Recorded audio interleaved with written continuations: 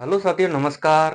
स्वागत है आपके अपने YouTube चैनल हरिमोहन जी के ट्रिक पर। साथियों, कैसे हो? मैं आशा करता हूँ आप अच्छे होंगे और अच्छे से पढ़ रहे होंगे। साथियों, आज का हमारा टॉपिक है थार मरुस्थल। थार मरुस्थल में भी आज हम देखेंगे शुष्कता के आधार पर मरुस्थल का वर्गीकरण। जो शुष्कता के आधार पर मरुस्थल का वर्गीकरण 25 सेंटीमीटर समवर्षा रेखा दो बराबर भागों में बांटती है यानी थार के मरुस्थल को। यानी शुष्क मरुस्थल, अर्ध शुष्क मरुस्थल।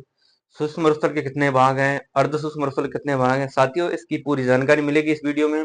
वीडियो के लास्ट तक बने रहना।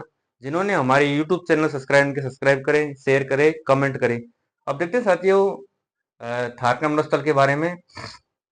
सबसे पहले हम देखते हैं कि थार के मरुस्थल में शुष्कता के आधार पर वर्गीकरण।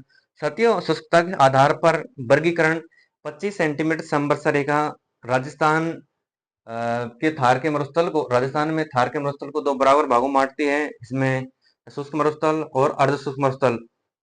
तो शुष्कता के आधार पर वर्गीकरण साथियों, यानी थार के मरुस्थल को, थार के मरुस्थल को, थार के मरुस्थल को शुष्कता के आधार पर, थार के मरुस्थल को शुष्कता के आधार पर,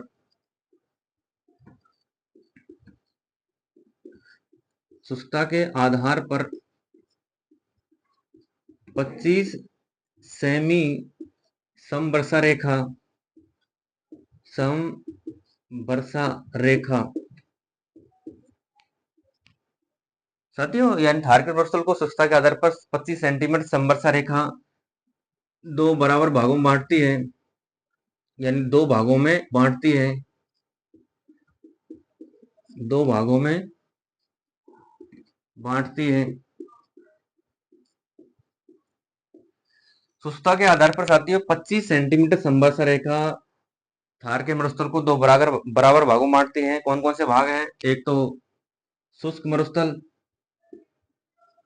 एक तो है साथियों शुष्क मरुस्थल,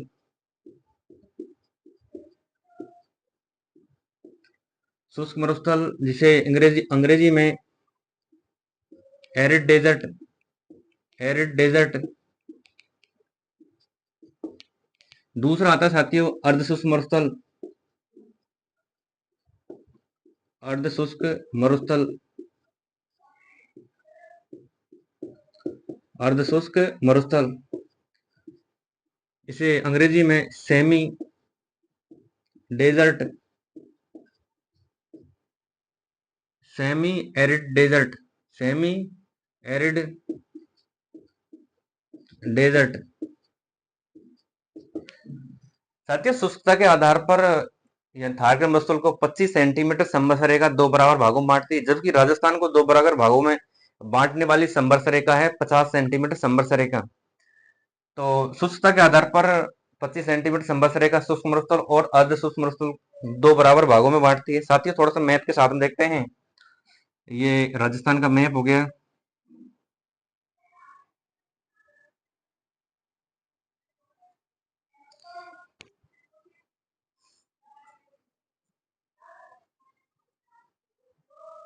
इस मैप के साथ में देखें साथियों, राजस्थान के मैप के साथ में देखें तो ये 25 सेंटीमीटर रेखा संवर्षा रेखा ये इधर से गुजर रही है। ये है 25 सेमी संवर्षा रेखा।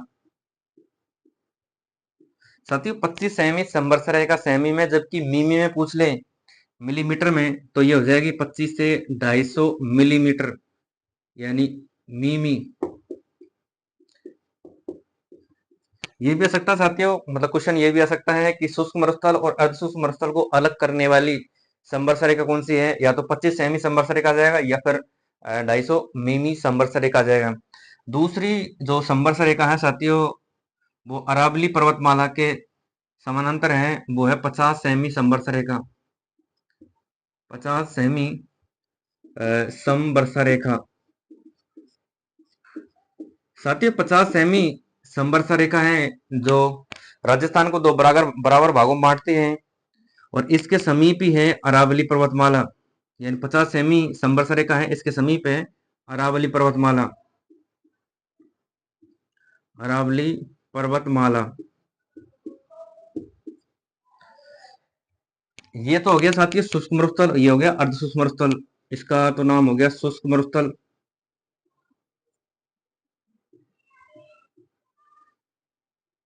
शुष्क मरुस्थल को ही महान यानी महान मरुस्थल कहा जाता है। और दूसरा आता है साथियों अर्ध शुष्क मरुस्थल। ये आ गया अर्ध शुष्क मरुस्थल। अर्ध शुष्क मरुस्थल। तो शुष्कता के आधार पर दो बराबर भाग हो गए, यानी शुष्क मरुस्थल और अर्ध शुष्क मरुस्थल। अब देखते हैं साथियों शुष्क मरुस्थल और अर्ध शुष्क मरुस्थल, इसके भी अलग अलग भाग हैं। तो कौन कौन से हैं? शुष्क मरुस्थल के दो भाग हो गए, बालू का स्तूप युक्त प्रदेश, बालू का स्तूप मुक्त प्रदेश, तो हो गए शुष्क मरुस्थल के। जबकि अर्ध शुष्क मरुस्थल है, इसके चार भाग हो गए, यानी गग्गर बेसिन, शेखावाटी, शेखावाटी अंत प्रवाह क्षेत्र, नागौर उच्च भूमि और लूनी बेसिन। अब देखते हैं साथियों एक एक का वर्गीकरण। यानी ये हो गया थार मरुस्थल। थार मरुस्थल।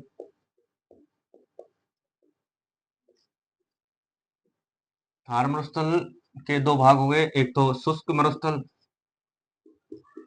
शुष्क मरुस्थल।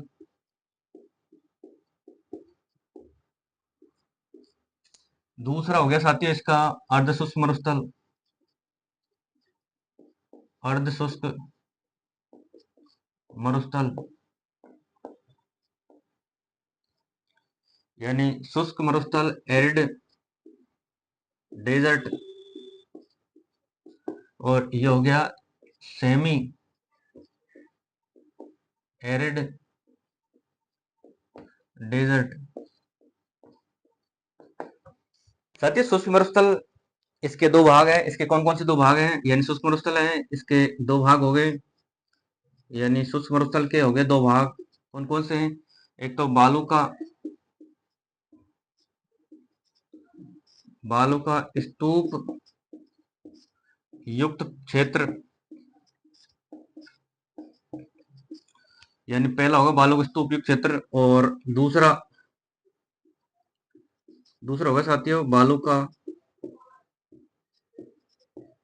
स्तूप मुक्त क्षेत्र।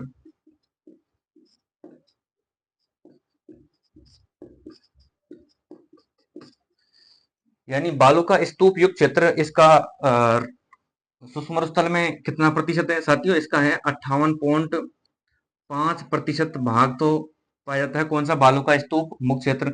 जबकि बालू का स्तूप युक्त क्षेत्र है, इसका प्रतिशत है 41.5%। साथियों ये पटवारी परीक्षा में आ चुका है, इनका प्रतिशत पूछ लिया। अब देखते हैं साथियों अर्ध शुष्क मरुस्थल सेमी एरिड डेजर्ट, इसके चार भाग हैं। कौन कौन से हैं? यानी गग्गर बेसिन, शेखावाटी शेखावाटी शेखावाटी अंत प्रवाह क्षेत्र, नागौर उच्च भूमि और लूनी बेसिन। इसके चार भाग कौन कौन से हैं? अब देखते हैं साथियों सबसे पहला भाग है गग्गर बेसिन। गग्गर बेसिन,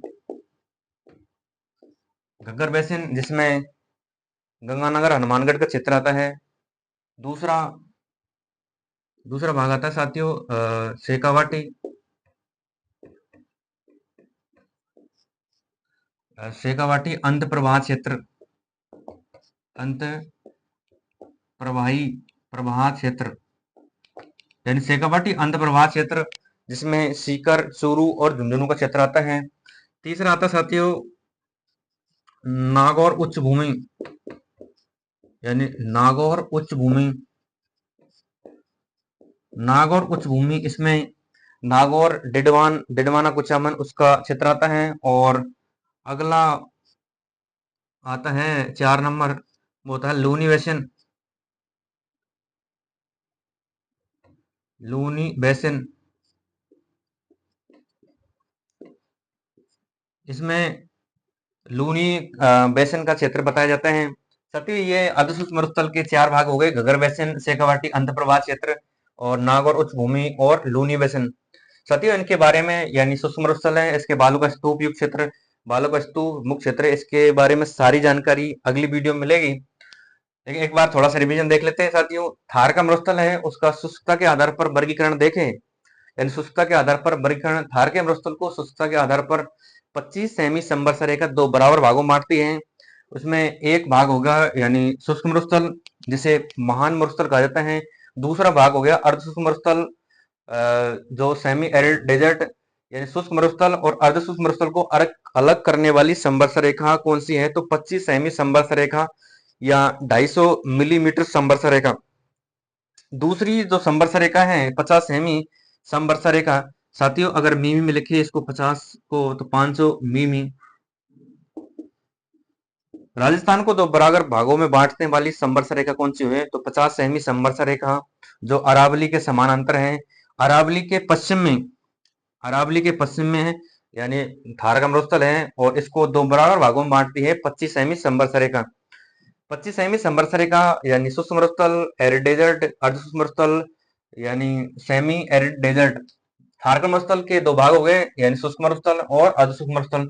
शुष्क मरुस्थल के भी दो भाग हो गए, यानी महान मरुस्थल है, शुष्क मरुस्थल, इसके दो भाग हुए। बालू का स्तूप युक्त क्षेत्र, जहां बालुकाओं यानी बालू का स्तूप पाए जाते हैं, जैसे बरखान, अनुदैर्य, अनुप्रस्थ, परवलय, तारा बालू का स्तूप। दूसरा आता है साथ ही बालू का स्तूप मुख्य क्षेत्र, जहां बालू का स्तूप नहीं पाए जाते हैं। ये इसका क्षेत्र कितना है? 41.5%।